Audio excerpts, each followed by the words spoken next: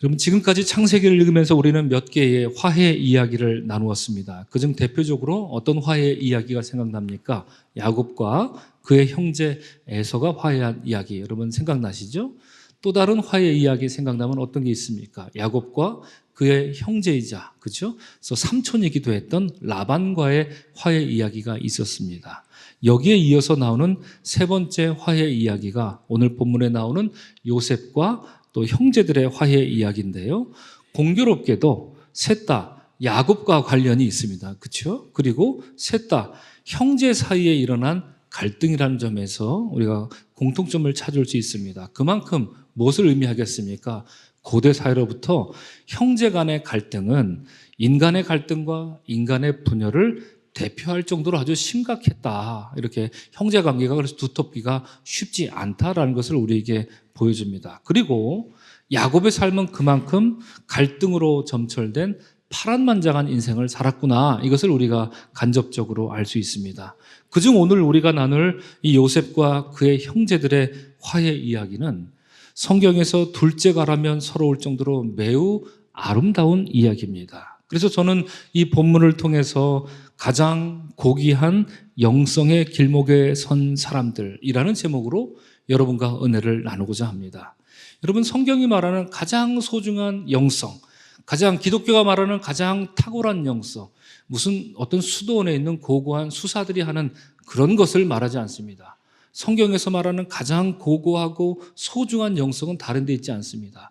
용서하고 화해할 수 있느냐 없느냐, 그 용기가 있느냐 없느냐, 그런 경험이 있느냐 없느냐, 기독교 영성은 거기에 달려 있을 뿐입니다. 그래서 화해의 길에 서 있는 그 모습이야말로 성경이 말하고 있는 최고의 영성이다, 우리가 이렇게 생각해 볼 수 있습니다. 이처럼 가장 고귀한 영성, 곧 아름다운 화해 이야기를 나누기에 앞서서 여러분, 기독교인으로서 우리가 먼저 기억해야 할 일이 있습니다. 우리 화면을 보시고 한번 다 같이 한번 읽겠습니다. 시작. 기독교인에게 있어서 화해의 문제는 선택이 아니라 필수적인 일이다. 그렇습니다. 여러분, 지금 잠깐 또 시간을 드릴 테니까 한번 생각해 보시기 바랍니다. 지금까지 여러분 인생을 돌아볼 때 갈등이 생겨서 멀어진 사람 혹시 있습니까? 가깝게는 형제 중에 혹시 있습니까? 연락 안 하고 지내는 형제 혹시 있으신가요? 친인척 중에 혹시 있으신가요? 친구 중에 혹시 있으신가요? 사회에서 만난 지인 중에 혹시 그런 사람 있습니까? 아니, 교회에서 만난 사람 중에 혹시 우리가 연락 안 하고 원수처럼 지내는 사람 혹시 있으십니까? 분명 있을 겁니다. 생각만 해도 상대하고 싶지 않아서 마음을 닫아버리는 그런 사람, 피하고 있는 사람, 아마 분명 여러분 다 한두 분 정도는 있을 겁니다. 그래서 지금 잠깐 여러분 눈을 감으시기 바랍니다. 저도 눈을 감겠습니다. 한 30초 정도 그 사람 얼굴을 한번 떠올려 보시기 바랍니다.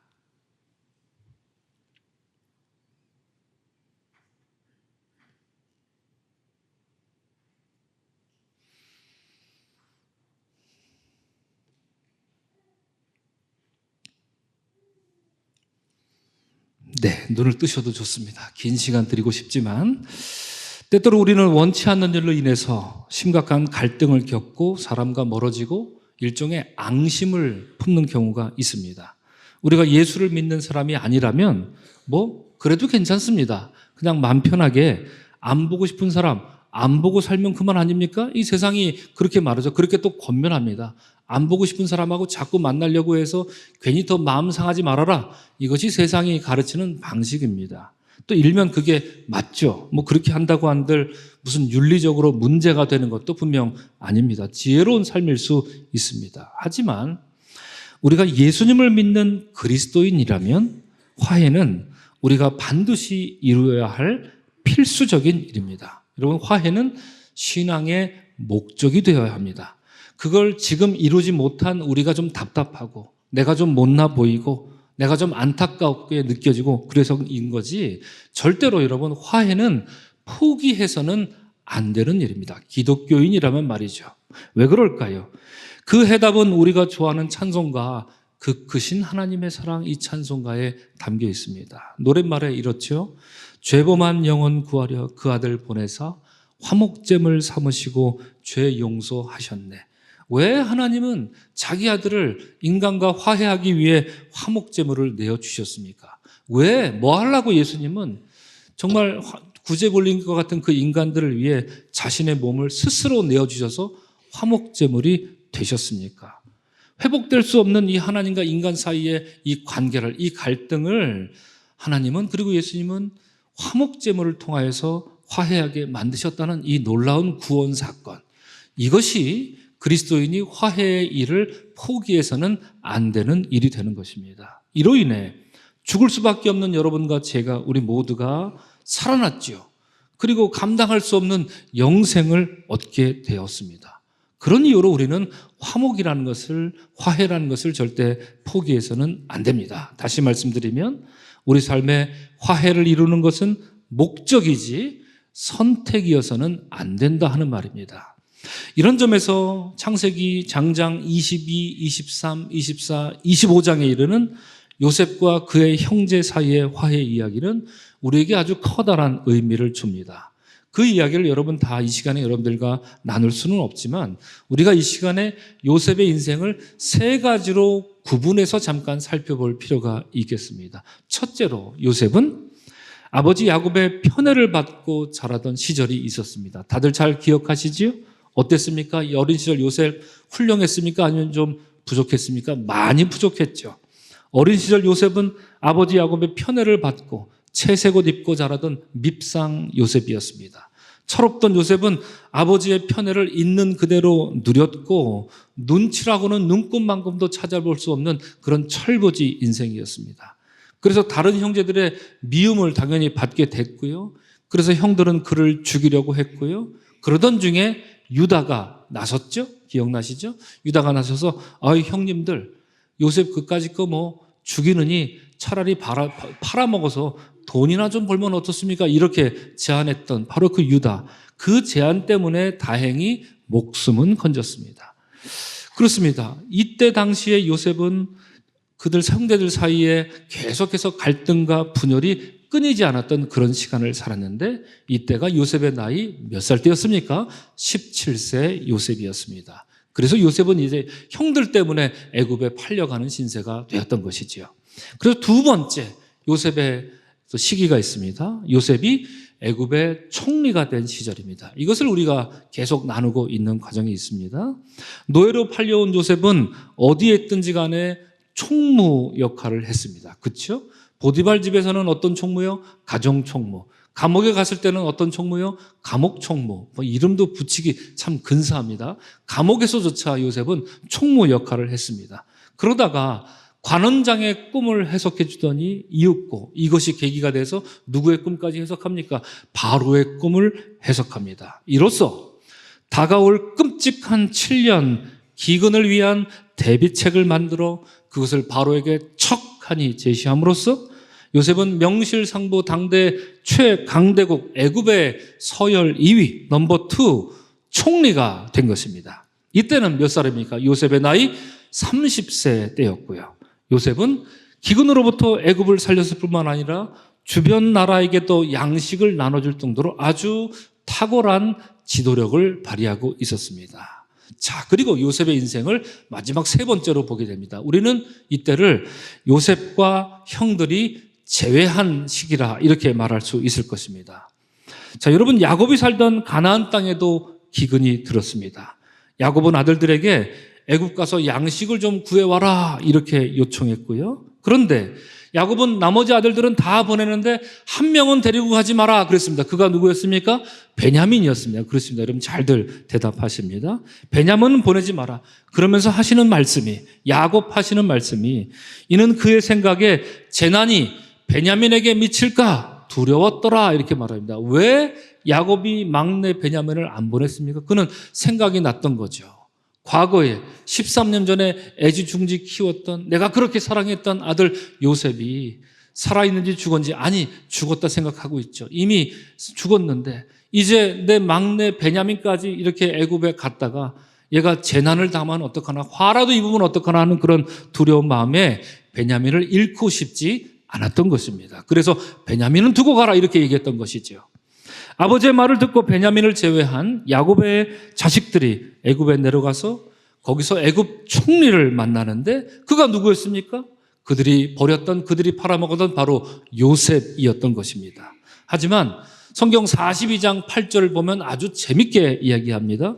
요셉은 그의 형들을 알아보았으나 그들은 요셉을 알아보지 못했다. 이렇게 말하는 것처럼 형들을 보자 이제 만감이 교차했던 요셉은 자기의 정체를 끝까지 숨기면서 형들을 대하고 있습니다. 급기야 요셉은 형들에게 이렇게 심퉁맞게 얘기를 하죠. 당신들 우리 애굽을 해하려고 온 정탐꾼들이지? 이렇게 뜬금없이 형들에게 말합니다. 그들을 위협하고 그들을 몰아세우면서 당신들 어디서 왔습니까? 당신들 여기 온 목적이 뭡니까? 말하시오. 심지어 당신들 가족 관계는 어떻게 됩니까? 이렇게 호구조사까지 하고 있었습니다. 이윽고 요셉은 그들에게 조건을 하나 내걸죠. 그리고 말합니다. 당신들이 그렇게 정탐꾼이 아니라고 얘기하는데 정말 아니라면 여기 와 있는 당신들 중에 한 사람이 남으시오. 그리고 내가 곡식이며 돈이며 충분히 줄 테니까 가지고 고향 땅으로 돌아가시오. 그리고 그 막내 동생, 내가 뭐 이름까지는 할 필요는 없지만 그 녀석을 데리고 다시 돌아오면 내가 당신들이 정탐꾼이 아닌 걸 인정해 주겠소. 이렇게 말합니다. 와, 이 기막힌 말을 형제들이 들었던 거죠. 그래서 형제들은 서로 말하면서 막 후회하기 시작합니다. 이렇게 말입니다. 우리가 아우의 일로 말미암아 범죄하였도다. 여러분 굉장히 중요한 말입니다. 꼭 기억하시기 바랍니다. 그가 우리에게 애걸할 때 그 마음의 괴로움을 보고도 듣지 아니하였으므로 이 괴로움이 우리에게 임하도다. 13년 전 자기들이 동생을 죽이려고 했을 때, 자기들이 동생 요셉을 팔아먹으려 했을 때 살려달라고 제발 그러지 말라고 형님들 제발 이러지 마십시오. 그렇게 애걸복걸한 것을 그냥 한 번에 단번에 내쳤던 자기들의 모습을 이제 이 애굽의 총리 앞에서 그들은 후회하고 있었던 것이죠. 바로 이 멋진 장면이 나옵니다. 이런 말을 주고받으면서 진심으로 후회하고 있는 그 형들의 모습을 보자 비록 총리였고 그런 모습이었지만 앞에 있던 요셉은 눈물을 참을 수가 없었다. 성경이 그렇게 말합니다. 그리고 자리를 벗어나서 막 한참을 울었나 봅니다. 그리고 다시 돌아왔습니다. 비록 많이 늦었지만 자기 앞에서 13년 전 자기에게 한 짓을 참회하고 있는, 진심으로 참회하고 있는 그 형들의 모습을 보니 이 벅찬 감정을 참을 수가 없었던 것입니다. 하지만 이제 눈물을 닦았죠. 그리고 아무것도 아닌 척 들어옵습니다. 마음을 다시 강하고 굳게 먹습니다. 그리고 자기가 말했던 대로 이 애굽 총리의 위엄을 가지고 이제 실행하죠.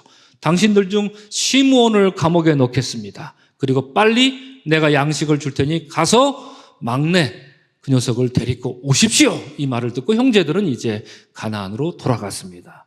자, 가나안에 돌아가서 이 형제들이 어떻게 하고 있습니까? 이제 조금 지나니까 양식이 대번 다시 떨어지게 되지요. 그러자 야곱은 자식들에게 다시 말합니다. 얘들아, 다시 가서 양식을 조금 사오너라. 이렇게 말하는데요. 이때 이렇게 말하는 아버지 야곱에게 이렇게 선뜻 일어서서 말하는 형제 중 하나가 있었습니다. 여러분 그가 누군지 혹시 기억하십니까? 그 이름하여 유다였습니다. 유다는 요셉에게 어떤 형이었습니까? 과거에는요. 요셉을 죽이려고 했을 때 죽이지 말고 팔아서 우리 돈이나 좀 가집시다 이렇게 말했던 한술 더 뜨던 그런 형이었습니다. 이랬던 유다가 애굽에 가서 양식 좀 사오라 이렇게 말하는 아버지 야곱과 옥신각신하는 이야기가 43장에 보면 계속 나오는데요. 그 내용인즉슨 뭐 때문에 저러나 들여다봤더니 유다는 이렇게 말하는 거죠. 아버지, 애굽에 가서 양식을 사려면 애굽 총리가 우리한테 막내 데리고 오라 그랬어요. 베냐민 말이죠. 베냐민 데리고 오라 그랬어요. 그랬더니 야곱이 뭐라 그러니까? 그건 말도 안 된다. 니들 왜 애굽 가서 쓸데없이 막내가 있다는 얘기를 해갖고 이렇게 사다를 만드는 거야. 자식들 뭐 제대로 하는 게 하나도 없어 이놈 자식들. 나이는 먹고 말이지. 이렇게 아버지 야곱이 막 홍군형을 막 내고 있는 그런 장면이 아닙니까? 옥신각신 물러서지 않습니다. 야곱 입장이 그렇죠. 과거에 요셉을 잃었는데 또다시 막내 베냐민을 잃는 것은 모든 것을 다 잃어버리는 것과 똑같은 그런 하늘이 무너지는 기분이 들었기 때문일 것입니다. 이처럼 아버지 야곱은 한치도 물러서지 않습니다. 그렇게 자꾸 고집하자. 그렇지만 양식은 없지 않습니까? 구하러 가긴 가야 되는 것 아닙니까? 그러자 이제 유다가 아버지에게 이렇게 말합니다. 우리 이 말씀을 화면을 보시고 다 같이 함께 읽겠습니다. 시작. 내가 그를 위하여 담보가 되오리니 아버지께서 내 손에서 그를 찾으소서. 내가 만일 그를 아버지께 데려다가 아버지 앞에 두지 아니하면 내가 영원히 죄를 지리이다. 이렇게 말합니다. 뭐가 되겠다 그러니까 내가 뭐가 되겠다고요? 담보물이 되겠다. 담보물이 되겠다. 이렇게 말합니다. 전에는 동생을 돈 받고 팔아먹었던 그런 형이었는데 이제는 아버지를 생각할 줄 알고 또 동생도 보호할 줄 알고 전체적으로 가족을 구하고자 어쨌든 양식이 있어야 그래도 먹고 살 것 아닙니까? 이렇게 전체적으로 생각할 줄 아는 그리고 자신을 희생하겠다. 내가 담보물이 되겠습니다. 이렇게 말할 정도로 희생하겠다는 놀라운 모습을 보여줍니다. 유다가 말이지요. 신약에 나오는 유다와는 전혀 다른 모습을 보여줍니다. 이로써 야곱의 형제들은 베냐민과 함께 애굽으로 뚜벅뚜벅 내려갑니다. 거기서 형제들은 요셉 앞에 이제 도착해서 요셉을 만났는데 요셉이 이제 형제들이 오는 걸 보죠. 자, 형제들이 이렇게 오는데 요셉의 눈에 보이는 단 한 사람이 있었다면 그가 누구였겠습니까, 여러분? 누구만 보였겠습니까? 베냐민만 보였겠죠. 그렇습니다. 13년 전 헤어진 베냐민, 살아있는지 죽어있는지조차 모르고 살았던 그 세월 속에 이제 자기 눈앞에 그 꼬맹이가 이제 청년이 돼서 자기 앞에 나타난 것이지요. 어머니가 같았던 유일한 혈육, 바로 요셉과 베냐민, 라헬의 아들 두 사람 아니겠습니까? 바로 그 동생이 청년이 되어 나타났으니 청년이 되어 나타난 이 베냐민을 바라보는 요셉에 대해서 성경은 이렇게 말합니다. 요셉이 아우를 사랑하는 마음이 복받쳐 급히 울 곳을 찾아 안방으로 들어가서 울었다. 보기만 해도 눈물이 나는 거죠. 여러분 이해가 되시죠? 그렇죠? 예. 우리 성도님들 중에는 이산 가족 있는 것 알고 있습니다. 우리 이주민 권사님 북에 형님 계신 거를 알고 있습니다. 그 형님이 예를 들어서 이산 가족 만나는데 저기서부터 이렇게 걸어온다고 생각해 보세요. 그걸 이렇게 바라본다고 생각해 보세요. 얼마나 기가 막히겠습니까? 그냥 눈물이 나는 거죠. 예. 근데 요셉은 지금 총리이기 때문에 그걸 보일 수가 없어서 숨어서 안방으로 들어가서 울었다. 이렇게 성경은 말하고 있습니다. 베냐민을 보니 요셉의 마음이 더 강해지는 겁니다. 어떻게 강해지지? 그래, 맞아. 내가 절대로 이 베냐민을 보내지 않으리라. 이런 마음을 먹는 거죠. 그래서 어떻게 하면 내가 베냐민을 보내지 않을 수 있을까 하고 요셉이 꾀를 썼는데 그 내용이 무엇입니까? 그것이 우리가 지난주 새벽 시간에 나눴던 얘기 아니겠습니까? 그게 창세기 44장 내용을 가득 채우고 있는데 요셉은 이제 가나안으로 가는 그 형제들 가방에 이제 그득그득 양식을 다 넣어줍니다. 그리고 돈도 넣어줍니다. 모든 것을 완벽하게 다 채워줍니다. 그런데 누구의 자루에다가 은잔을 넣습니다. 누구의 자루였을까요? 바로 베냐민의 자루였던 겁니다. 어떤 속셈이 있었던 겁니까? 저들이 감사합니다 하고 이제 가나안으로 떠나게 되면 머지않아 바로 추적해 들어가서 가방 검사를 해야 되겠다. 그래서 가방에서 다른 게 나온 거, 요셉이 애지중지하는 그 은잔이 나온 바로 그 자, 내가 그 자를 애굽의 종으로 남게 하겠다. 이렇게 하려는 계략을 요셉이 세웠던 것입니다. 와, 참 계략이 한번 되게 거창하고 복잡하기도 합니다. 그렇죠? 이러한 요셉의 작당이 적중했습니다. 우리가 지난 새벽 시간에 44장 읽었는데 아주 적중했습니다. 그가 예상한 대로 모든 것이 맞아떨어졌고요. 요셉은 형제들이 가던 길을 돌이켜 다시 애굽에 붙잡혀 와서 그 요셉 마당에 다 엎드려 있습니다. 이때 요셉은 형제들에게 어찌하여 그런 일을 벌였느냐? 내가 그렇게 잘해줬는데 어찌하여 나 몰래 은잔을 훔쳐가느냐? 이렇게 호통을 칩니다. 자, 여러분 이때 형제들 중에 누가 감히 입을 떼겠습니까? 자기들이 죄를 진 게 드러났단 말이지요. 그래서 지금 애굽의 총리가 무서워서 총리가 막 호통을 치며 막 호령을 하고 있는데 죄를 진 그들 중에 누가 감히 입이라도 떼겠습니까? 벌벌벌벌 나 죽었거니. 그리고 엎드려 있는 바로 그 순간에 누군가 형제 중 한 사람이 또 나서는 사람이 있었습니다. 누구였을까요? 네, 바로 유다였습니다. 그렇습니다. 지금 유다는 자기 앞에 있는 자가 자기 동생 요셉인 줄 까맣게 모르고 있습니다. 그저 애굽 총리가 화를 내고 있는 모습만 지켜보고 있는 겁니다. 하늘을 나는 새도 떨어뜨린다는 바로 애굽의 총리가 자기의 생사를 놓고 지금 화가 난 듯 막 불호령을 내리고 있는 애굽 총리 앞에서 유다는 이렇게 말하고 있습니다. 우리 화면을 보시고 다 같이 함께 읽겠습니다. 시작.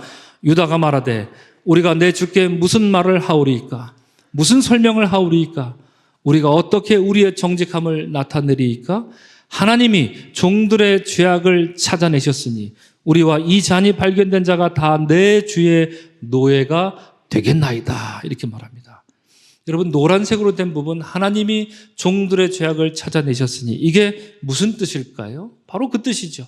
13년 전에 형제들이 동생 요셉을 죽이려다가 죽이지 못하고 애굽의 종으로 팔아먹은 바로 그 죄. 그렇죠? 동생 죽이려다가 동생 팔아먹으려고 했던 바로 13년 전에 그 죄가 지금 우리에게 임하고 있습니다. 우리가 지금 벌 받는 게 바로 그것 때문입니다. 이렇게 말하고 있습니다. 여러분, 이 얘기 사실 전혀 꺼낼 필요도 없는 얘기인데 유다는 지금 자기들 앞에 닥친 이 불행한 일이 바로 13년 전에 자기들이 행한 그 잘못 때문입니다라고 이실직고하며 참회하고 있는 그런 모습을 보여주고 있습니다. 하지만 그 말을 들은 요셉은 아유 그래 그건 그렇고 어서 가시오. 괜찮습니다. 모두 가시오. 오직 은잔을 갖고 있다가 발견된 자 베냐민만 남고 어서 가시오 하고 다시 재차 말합니다. 요셉의 목적은 분명했던 것입니다. 요셉은 오직 베냐민 한 사람만 원했기 때문입니다. 그래서 다시 한번 또 옥신각신합니다. 우리 다 남겠습니다. 아니요, 베냐민만 남고 다 가시오. 아닙니다, 다 남겠습니다. 또 옥신각신합니다. 해결의 실마리가 기미가 보이지 않습니다. 이에 오늘 읽은 창세기 44장 마지막 절에서 유다는 애굽의 총리에게 이렇게 감동적으로 말하는 장면이 있습니다. 우리 함께 역시 다 같이 읽겠습니다. 시작. 이제 주의 종으로 그 아이를 대신하여 머물러 있어 내 주의 종이 되게 하시고 그 아이는 그의 형제들과 함께 올려보내소서. 그 아이가 나와 함께 가지 아니하면 내가 어찌 내 아버지에게로 올라갈 수 있으리이까? 두렵건대 제 해가 내 아버지에게 미침을 보리이다. 이렇게 말합니다. 여러분, 노란 글씨로 써 있는 모습을 보십시오. 주의 종으로 나로 하여금 그 아이 대신하여 머물러 있게 하소서. 이렇게 말합니다. 다시 말씀드리면 여러분, 유다는 어떤 사람이었습니까? 전에는 동생 팔아먹었던 유다였는데 이제는 동생을 구하고 내가 동신 대신 남겠다 자청하는 유다입니다. 게다가 여러분, 이 죄가 아버지한테 미쳤어도 안 됩니다. 이렇게 말할 정도로 아버지까지 생각하는 놀라운 인간이 되었습니다. 놀라운 화해 이야기가 바로 이 유다를 중심으로 이렇게 전개되고 있었던 것이죠. 오늘 2부 예배 나오신 사랑하는 성도 여러분, 본격적인 화해는 창세기 45장 다음 주에 가야 이제 이루어지는 것을 우리가 보게 될 것입니다. 하지만 지금까지 살펴본 요셉과 그의 형제들 사이에 일어난 이 일만으로도 참으로 놀라운 변화와 그 조짐이 일어나고 있음을 우리는 보고 있는데요. 요셉도 물론이지만 그의 형제들도 화해, 무엇입니까? 가장 성경이 말하는 가장 고귀한 그 영성의 길목에 서 있는 것입니다. 여러분들은 어떤 길목에 서 계십니까? 화해의 길목에 서 계십니까? 아니면 증오와 갈등의 길목에 서 있습니까? 우리가 생각해 볼 필요 있습니다. 이러한 가장 고귀한 영성의 길목에서 화해를 위한 세 가지 요인을 오늘 우리는 본문을 통해서 발견할 수 있는데, 첫째로 여러분, 화해를 위해서는 반드시 뉘우침이 있어야 합니다. 이것 없이 어찌 화해가 이루어지겠습니까? 미국 예일대학교에서 가르치는 미로슬라브 볼프라고 하는 오늘날 최고의 신학자 중에 한 분인데 이분이 이런 얘기를 했습니다. 잘못한 일이 잘못한 일로 인정되고 그로 인한 피해가 어느 정도 회복되기 전에는 진정한 화해도 참된 포옹도 있을 수 없다. 이렇게 말합니다. 뉘우침이 있어야 된다. 그렇죠? 뉘우침이 있어. 그럼 누가 뉘우쳐야 합니까? 누가 뉘우쳐? 성경은 말합니다. 누가 먼저랄 것도 없다. 네가 먼저 해라. 우리에게 그걸 얘기하죠. 그죠? 상대방이 뉘우치면 내가 뉘우치겠습니까? 이거는 성경이 말하는 가르침이 아니에요. 그건 세상이 말하는 가르침. 세상이 아주 고고하게 말하는 가르침 그겁니다. 상대방이 먼저 잘못하면 너도 해라. 넌 잘못한 거 없다. 가만히 있어라. 이거 그죠? 그러나 성경은 우리에게 반대로 가르칩니다. 네가 먼저 잘못했다 말해라. 네가 먼저 잘못해야 상대방도 마음을 열 것 아니냐. 왜요? 화해는 우리의 목적이기 때문입니다. 본문에는 어떤 뉘우침이 나왔습니까, 여러분? 요셉의 형제들이 처음 애굽에 가서 요셉에게 너희들 정탐꾼이지 이렇게 궁지에 몰렸을 때 그들은 이렇게 말했습니다. 우리가 아우의 일로 말미암아 범죄하였습니다. 이렇게 뉘우쳤죠. 두 번째로 애굽에서 또 내려갔을 때 또 다른 궁지에 몰렸습니다. 니들 은잔 훔쳤지 이렇게 궁지에 빼도 박도 못하는 그 상황에 딱 현행범으로 걸렸을 때 이렇게 말했죠. 하나님이 종들의 죄악을 찾아내셨습니다. 이렇게 뉘우칩니다.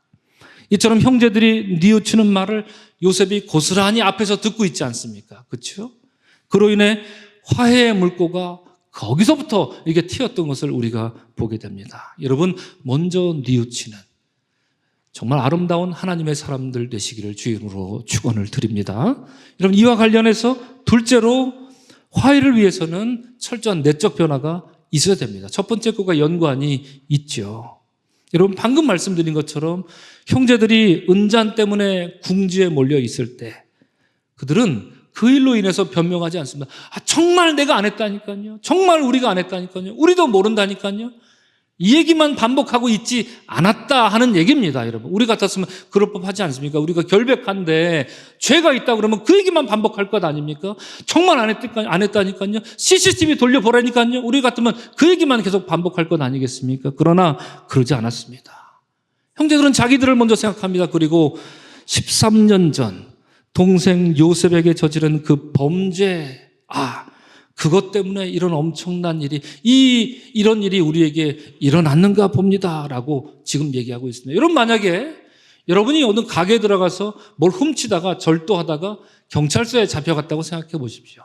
그럼 그렇게 경찰서에 잡혀갔던 사람이 내가 오늘 경찰서에 잡혀온 것은 지난주에 다이아몬드를 훔쳤기 때문입니다. 이렇게 말할 어리석은 사람이 어디 있겠습니까? 그렇죠? 경찰서에 갔으면 더더욱 자기 죄를 숨기려고 애를 쓸 것 아니겠습니까? 그런데 이 어리석은 형제들은 자기들의 죄 누명을 썼지만 그 자리에서 우리가 13년 전에 동생에게 몹쓸 짓을 했습니다. 이런 뉘우침. 그들의 내면에 마구 요동치고 있었다라고 하는 것을 우리가 지켜볼 수 있는 것입니다. 마지막 셋째로 여러분 보겠습니다. 화해를 위해서는 여러분 희생이 반드시 있어야 합니다. 오늘 본문에서 이처럼 아름다운 화해 이야기가 단연 돋보였던, 이 이야기 속에서 단연 돋보였던 인물은 누구였습니까? 제가 강조해서 말씀드렸지만 이름하여 유다였습니다. 그는 아버지 야곱에게도 스스로 내가 담보가 되겠습니다. 아버지, 우리 가족 먹고는 살아야 될 것 아닙니까? 어떤 일이 일어나면 내가 담보로 남겠습니다. 아버지 야곱도 설득하더니 생사가 걸린 위태한 상황에서도 바로 그 애굽의 총리 앞에서 당당히 말하기를 내가 베냐민을 위해 대신 머물 테니 나를 노예로 삼고 내 동생은 풀어주십시오. 이렇게 말했던 것 아닙니까? 다음 주 창세기 45장을 통해 우리가 알아보겠지만 사실상 요셉의 마음을 뜨겁게 요동시키고 뜨겁게 감동시켰던 그 결정적인 요인은 누구 때문이냐? 바로 요셉은 동생 대신 머물겠다고 말했던 이 유다의 희생하는 모습이 그것이었습니다. 오늘 이 벽에 나오신 사랑하는 성도 여러분, 앞서 저는 기독교인에게 있어서 화해의 문제는 선택이 아니라 필수입니다, 이런 말씀을 드렸습니다. 그 이유가 무엇이었습니까? 하나님이 자기 아들을 우리에게 화목제물로 내어주심으로 하나님과 우리 사이의 관계를 회복시켜 주셨기 때문입니다. 그 단 하나의 이유 때문에 그렇습니다. 그러므로 여러분, 화해는 사람의 비전이 아닙니다. 우리도 화목합시다, 이렇게 말하는 인간의 비전 따위가 아닙니다. 화목이라고 하는 것, 화평이라고 하는 것, 그것은 하나님의 비전입니다. 하나님의 명령입니다. 화해는 하나님이 직접 이끄시는 일이고 그 이끄심에, 인도하심에 우리가 함께 동행하느냐 아니냐, 우린 그런 선택만 할 뿐이죠. 그러나 우리 주님 말씀하십니다. 내 길에 올라서라 말씀하시죠. 그것은 하나님의 길이기 때문입니다. 오늘 우리는 화해의 길, 곧 가장 고귀한 영성의 길목에 올라선 요셉과 형제들을 만났습니다. 그들은 비록 완벽한 사람이 아니라 지극히 평범한 사람들이었지만 그 길은 그랬기 때문에 더 고귀해 보이기만 했습니다. 그 길목에 있던 사람들로부터 우리는 이것을 보았습니다. 뉘우침을 보았고 또 터져 나오는 눈물을 보았고 그들 사이에 누가 먼저랄 것도 없이 하려고 했던 희생하는 그런 모습을 보았습니다. 그리하여 조금씩 그 화해의 길에서 한 걸음씩 앞으로 걸어가는 이 요셉과 그의 형제들 이야기를 보았습니다. 사랑하는 성도 여러분, 축복합니다. 여러분의 삶에도 뉘우침이 있기를 바랍니다. 여러분의 삶에도 눈물이 있기를 바랍니다. 여러분의 삶에도 희생이 있기를 바랍니다. 끝으로 요한 1서는 우리에게 이렇게 말합니다. 사랑은 여기 있으니 우리가 하나님을 사랑한 것이 아니요. 그렇죠. 하나님이 우리를 사랑한 것입니다. 그러므로 사랑은 인간의 일이 아닙니다. 하나님의 일이지요. 그 하나님의 일에 우리가 동참하느냐 아니면 그걸 거절하느냐 그 차이일 뿐입니다. 우리 죄를 속하기 위하여 화목제물로 그 아들을 보내셨습니다. 사랑하는 성도 여러분, 이 말씀에 힘입어서 여러분의 삶에, 여러분의 영혼에, 여러분의 가정에, 우리 서강교회, 그리고 우리 한국교회, 우리나라에 그리스도께서 이루시는 참된 화해가 일어나기를 주님의 이름으로 간절히 축원합니다. 아멘.